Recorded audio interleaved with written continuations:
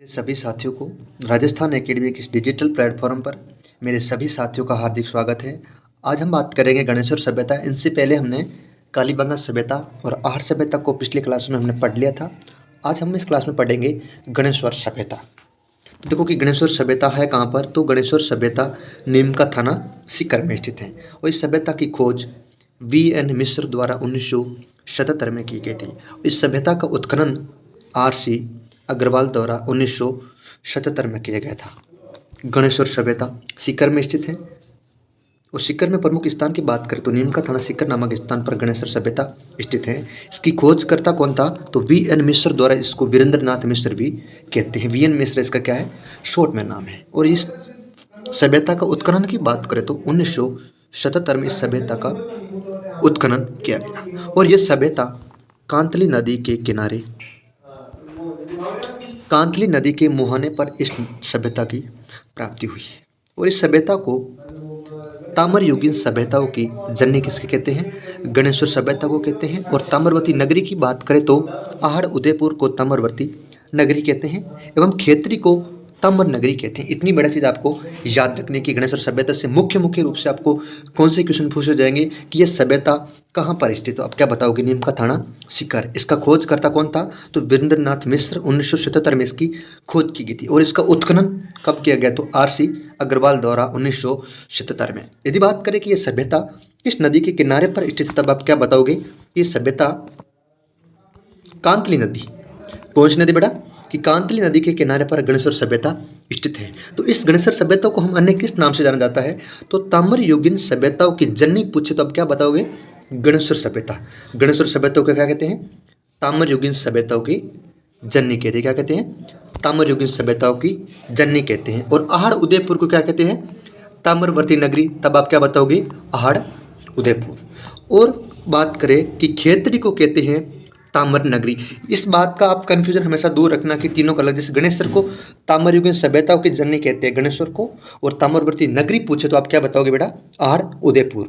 और खेतड़ी को ताम्र नगरी कहते हैं। हर परीक्षा में इसमें कंफ्यूजन रहता है कि सर ताम्रयुगीन, ताम्र नगरी और ताम्रवर्ती नगरी में सर कंफ्यूजन में, इसलिए आपको मैं ये सारे मैटर एक साथ में लेके आ गया। अब हम बात करेंगे कि गणेश्वर सभ्यता से कौन कौन से प्रमुख अवशेष है जो प्राप्त हुए, जो हर परीक्षा में क्वेश्चन आगे पूछे। तो बेटा बात करें आगे,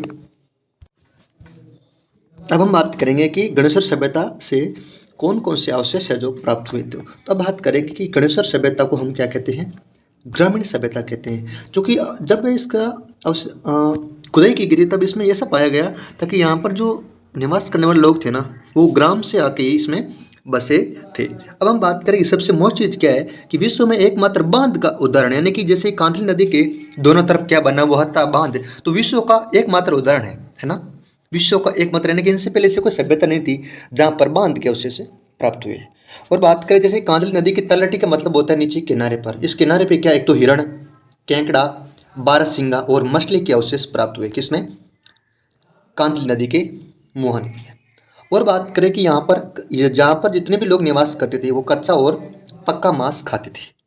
मांस किससे पकाते थे, चूल्हे थे। वो चूल्हा भी कैसा था, कच्चा, यानी कि मिट्टी का बना हुआ चूल्हा भी बात करें। अब बात करें कि जुते हुए हल्के साग से कहाँ से प्राप्त हुए, कालीबंगा से प्राप्त हुए।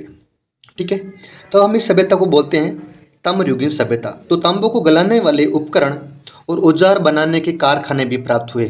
तांबे को गलाने वाले उपकरण और औजार बनाने के कारखाने भी गणेश्वर सभ्यता सीकर से प्राप्त हुए।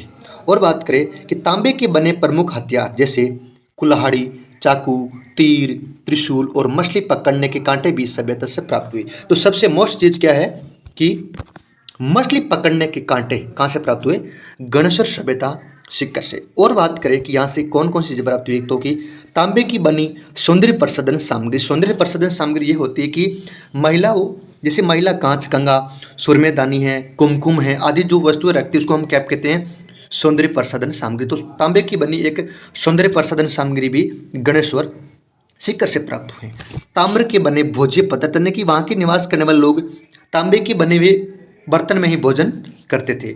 और वहाँ के लोगों की अर्थव्यवस्था का मुख्य साधन क्या था, तो था पशुपालन, यानी कि पशुओं के माध्यम से ही अपनी आजीविका चलाते थे। यानी कि पशुओं से दूध प्राप्त होता था, है ना, कि पशुओं से भी उनका अपना सारा गुजारा करते थे। तो पशुपालन अर्थव्यवस्था का मुख्य स्रोत था। और ये सभ्यता आज से लगभग 2700 ईसा पूर्व तक की मानी जाती है। तो ये थी हमारी गणेश्वर सभ्यता। थोड़े मोस्ट बात कर लेते हैं कि सभ्यता के बारे में और क्या क्या चीज़ें कुछ जा सकती है। सबसे पहले कि ये सभ्यता सीकर जिले में स्थित है। नीम के थाना सीकर। खोजकर्ता V.N. मिश्र द्वारा 1977 में, R.C. अग्रवाल द्वारा इसका उत्खनन किया गया था 1977 में। इस सभ्यता को ताम्रयुगीन सभ्यताओं की जननी कहते हैं। ताम्रवर्ती नगरी कहते हैं आड़ उदयपुर को, और खेतड़ी को बेटा क्या कहते हैं? ताम्र नगरी। ये कन्फ्यूजन में हमने आपका दूर कर दिया। ठीक है, आगे हम बात करेंगे एक नई सभ्यता।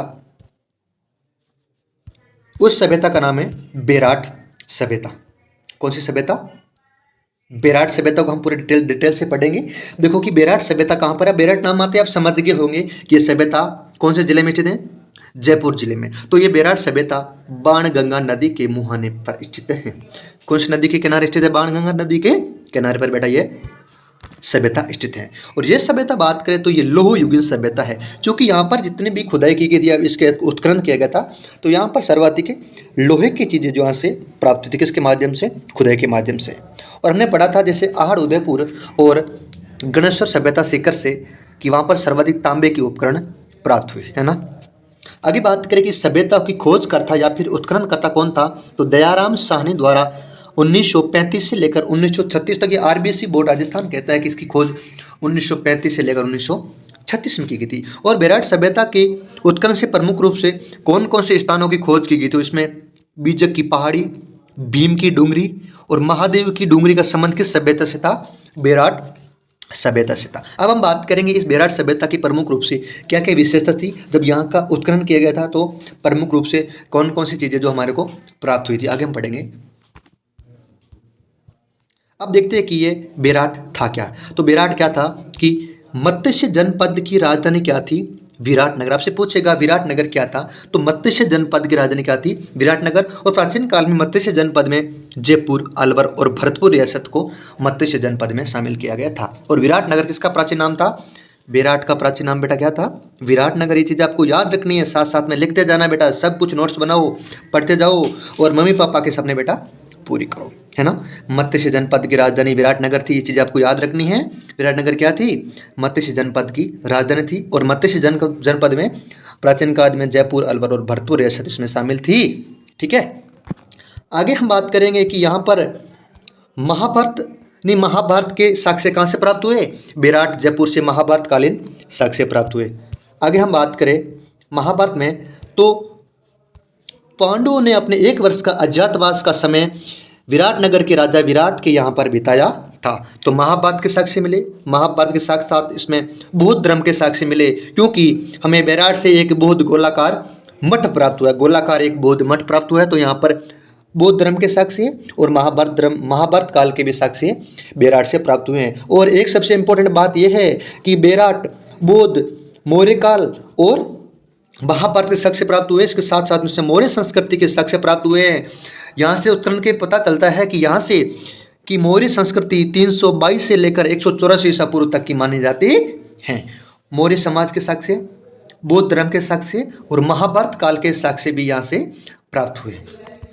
आगे हम बात करें कि एक और चीज़ है कि यहाँ पर सम्राट अशोक का भाब्रू शिलालेख बेराट से प्राप्त हुआ है। तो आपसे पूछेगा कि भाब्रू शिलालेख कहाँ से प्राप्त हुआ? बेराट, जयपुर से। तो इसका संबंध किससे था? सम्राट अशोक से। तो आगे बात करेंगे कि इस शिलालेख, भाब्रू शिलालेख का खोजकर्ता कौन था? कैप्टन बट द्वारा 1837 में इसकी खोज की गई थी। कहाँ पर? जयपुर में। और वर्तमान में ये भाब्रू शिलालेख कोलकाता संग्रहालय में सुरक्षित है। और भाब्रू शिलालेख की भाषा बात करें तो प्राकृत थी, और इसकी लिपि की बात करें तो ब्राह्मणी लिपि थी। इतनी चीज़ें आपको याद रखनी कि शिलालेख के बारे में। भाब्रू शिलालेख कहाँ पर स्थित है? बेराट, जयपुर में। इसकी खोज 1837 में कैप्टन बट द्वारा की गई थी। वर्तमान में बात करें कि ये शिलालेख कहाँ पर रखा गया है, तो कोलकाता म्यूजियम में रखा गया है। भाषा की बात करें तो इसकी थी प्राकृत, और लिपि बात करें तो ब्राह्मणी लिपि में यह भाब्रू शिलालेख पाया गया।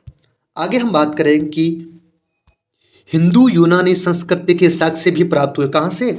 बेराट, जयपुर से हिंदू यूनानी संस्कृति के साक्ष्य प्राप्त हुए हैं। और यहाँ से 36 चांदी के सिक्के प्राप्त हुए। कितने सिक्के? 36 चांदी के सिक्के प्राप्त हुए हैं, जिसमें 28 सिक्के हिंदू यूनानी राजा के, 16 सिक्के मिनेंडर के राजा के प्राप्त हुए हैं, और 8 सिक्के जो प्राचीन भारत के आहत सिक्के प्राप्त हुए, जिसको हम क्या कहते हैं, पंचमार्क कहते हैं। ये थी हमारी बेरार सभ्यता, है ना। आगे हम बात करेंगे बालाथल सभ्यता। बालाथल सभ्यता उदयपुर की वल्लभ नगर तहसील में बनास नदी के किनारे स्थित है।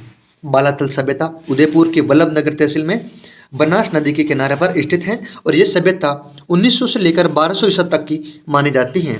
इस सभ्यता का संबंध भी था आहड़ सभ्यता से, यानी कि ये सभ्यता भी ताम्रयुगीन सभ्यताओं के संबंधित। इसका संबंध किससे था? आहड़ उदयपुर से।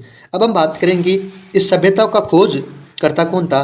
तो इस सभ्यताओं का खोज करता यदि हम बात करें तो V.N. मिश्र द्वारा 1993 में इस सभ्यता की खोज की गई थी। और यहाँ की बात करें सबसे प्रमुख रूप से कौन कौन से साक्ष्य प्राप्त हुए, तो इसमें सबसे पहले क्या है कि कृषि के साथ पशुपालन के साक्ष्य भी यहाँ से प्राप्त हुए हैं। और यहाँ पर मिश्रित अर्थव्यवस्था के साक्ष्य, यहाँ के लोग कृषि भी करते थे, पशुपालन भी इसमें साथ में करते थे, यानी कि मिश्रित अर्थव्यवस्था के साक्ष्य भी यहाँ से बड़ा प्राप्त हुए। और यहाँ से एक बड़ा भवन मिला है, दुर्ग, सांड एवं कुत्ते की मूर्तियों के साथ तांबे के आभूषण की प्राप्ति भी यहाँ से हुई है। आगे हम बात करेंगे बागोर सभ्यता। बागोर सभ्यता बेटा कहाँ पर स्थित, आपको क्या बताओगे? भीलवाड़ा जिले में कोठारी नदी के किनारे ये सभ्यता स्थित है। इसका संबंध है प्राग ऐतिहासिक काल से इसका संबंध माना जाता है। बागोर सभ्यता भीलवाड़ा में कोठारी नदी के बेटा किनारे पर स्थित है और इस सभ्यता का संबंध था प्राग ऐतिहासिक काल से। और इस सभ्यता की खोज वीरेंद्रनाथ मिश्र द्वारा 1966 से लेकर 1971 की मध्य इसकी की गई थी। और बागोर से भी पाषाणकालीन पत्थर के औजार प्राप्त हुए, यानी कि पाषाणकालीन पत्थर के औजार कहाँ से प्राप्त हुए? बागोर भीलवाड़ा के। जो भारत में क्या था, पाषाणकालीन औजारों का सबसे बड़ा भंडार कहाँ से प्राप्त होता? बागोर भीलवाड़ा से। और बात करें कि यहाँ से क्या चीज़ें प्राप्त हुई, तो जली हुई हड्डियाँ और 5 नर कंकाल प्राप्त, यानी कि मनुष्य की नर यहाँ पर प्राप्त हुए और मांस के भुने जाने के साक्ष्य भी यहाँ पर प्राप्त हुए थे। तो ये थी आज की हमारी 3 प्रमुख सभ्यता। उम्मीद करते हैं क्लास बहुत अच्छी लगी होगी। हम धीरे धीरे बहुत अच्छा प्रयास करेंगे। जो भी गलती दिख रही हो आप मुझे कमेंट करके जरूर बता देना। हमेशा से मेरा यही प्रयास रहेगा कि आपको अच्छा से अच्छा कंटेंट दूँ। फिर भी यदि कोई कमी रह जाती है तो प्लीज़ आप कमेंट करके नीचे अपने भाई को सपोर्ट करना। इस क्लास को शेयर करो, सब्सक्राइब करो। धन्यवाद। कल मिलते हैं एक नई सभ्यता को लेकर। धन्यवाद। शुभ रात्रि।